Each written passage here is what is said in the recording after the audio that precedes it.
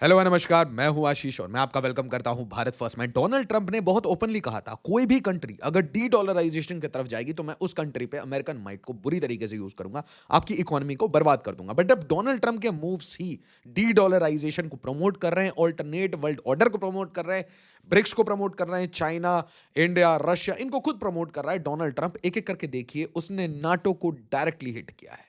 Gold outshine कर रहा है, 1.5 लाख रुपए पहुंच चुका है, 10 ग्राम सिल्वर आउटशाइन कर रहा है। ये सब क्यों हो रहा है? मार्क रट के नाटो के चीफ, नाटो क्या है भाई? An attack on one of us will be an attack on all of us. ये बनाया किसने? अमेरिका ने। इसको प्रमोट किसने किया? इसे फंड किसने किया? अमेरिका ने। और अब अमेरिका कह रहा है कि नाटो चुपचाप देखेगा और मैं एक फेलो नाटो मेंबर कंट्री की जमीन ले लूंगा। यूरोप शांति से देख रहा है। यूरोप को कहा जा रहा है कि अगर गलती से किसी भी यूरोपियन कंट्री ने आवाज उठाई, मैं ग्रीनलैंड कैप्चर करूंगा, किसी ने अगर आवाज उठाई तो उसके ऊपर मैं 200% टैरिफ लगा दूंगा। फ्रेंच प्रेसिडेंट के प्राइवेट चैट्स लीक कर दिए और ये क्लियर वार्निंग है कि यूरोपियन यूनियन, जिसे खुद अमेरिका ने यूरोपियन रिकंस्ट्रक्शन के बाद बिल्ड किया, आज खुद डोनाल्ड ट्रंप चाहता है कि वो इन सारे डील्स के साथ थोड़ा बाहर आ जाए, वो पैसे ना खर्च करने पड़े। चाहे नाटो में पैसे खर्च करने हो या यूरोपियन डिफेंस के लिए पैसे खर्च करने हो, ये पैसे अब अमेरिका खर्च नहीं करेगा। इसका मतलब क्लियर है, अमेरिका अपने मेनलैंड एरिया के ऊपर ध्यान देगा, वहीं पे पैसे डालेगा। इसका सिंपल सा मतलब है विड्रॉवल। उर्सुला उर्सुला क्या कहती है? हिस्टोरिक डील करनी है भारत को।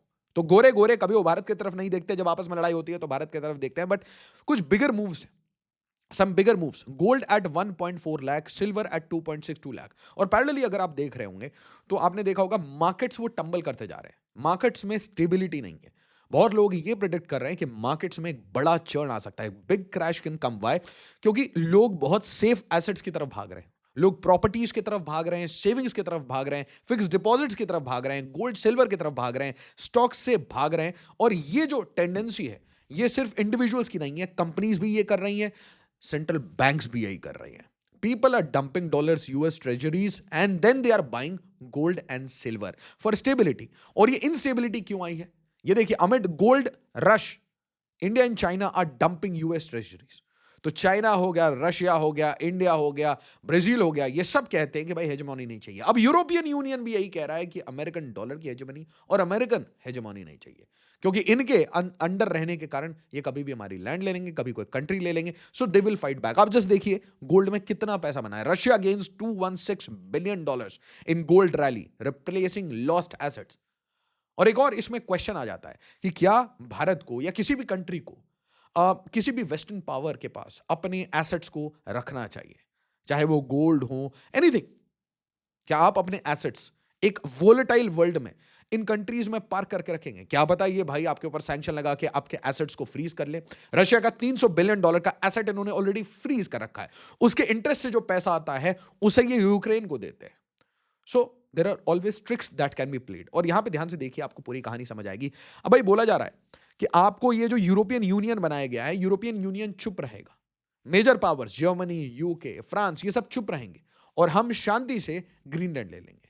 और अमेरिका पहले ग्रीनलैंड लेगा, बाद में वो कनाडा पे भी क्लेम कर सकता है, और कनाडा कुछ नहीं कर सकता। एक अजीब सा टाइम है जहां पे आप ये तक देख सकते हैं कि ग्रीनलैंड पे मिलिट्री पावर यूज होकर इसे कैप्चर किया जाए।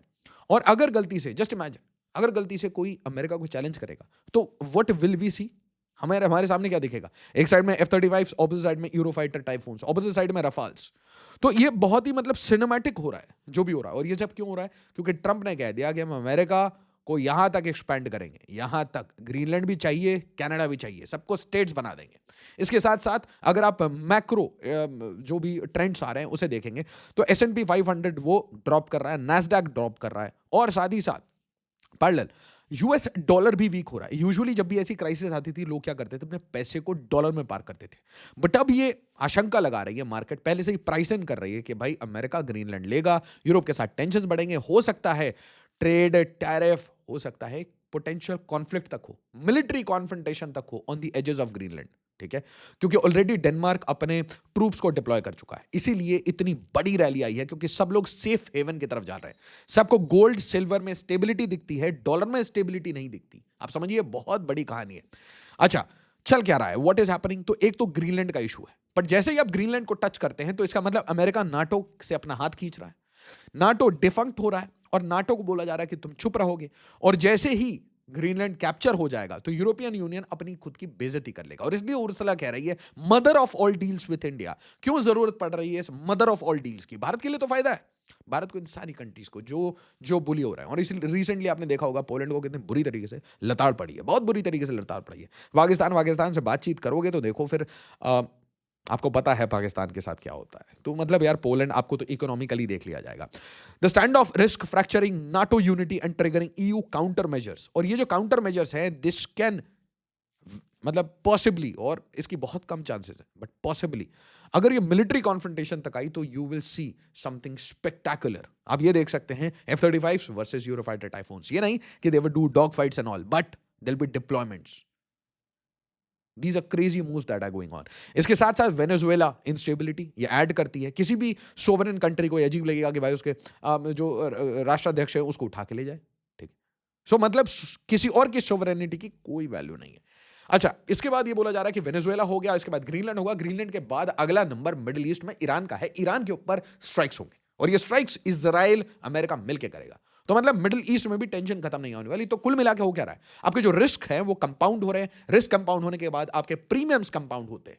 याद रखिए China is dumping dollar, China is dumping dollar, central banks are dumping dollar and specially जो न्यू एज इकोनॉमीज है, जो इमर्जिंग मार्केट्स है, और चाइना एक चैलेंजर है, वो कोई इमर्जिंग इकोनॉमी नहीं है।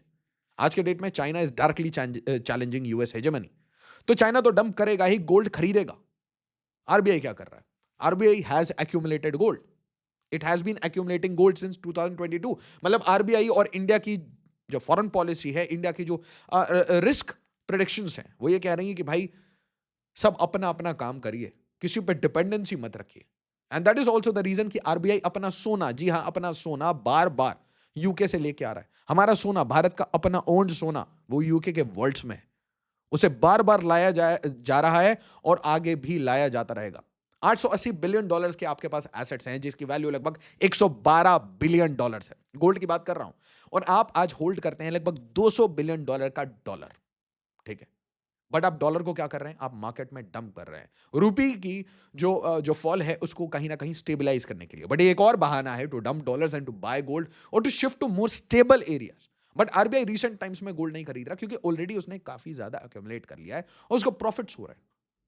अचानक से इंडिया का गोल्ड शेयर हमारे फॉरेक्स में वो 10 से 16% स्विच हो चुका है।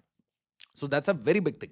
बट इसके साथ यूके में हमारा गोल्ड है, कितना गोल्ड है भाई, तो 274 मेट्रिक टन हम ऑलरेडी ला चुके हैं। इसके अलावा 290 मेट्रिक टन ये सोना आज भी यूके के पास है, गिरवी नहीं है, रखा हुआ है सेफली, बट इसका हमें किराया देना पड़ता है।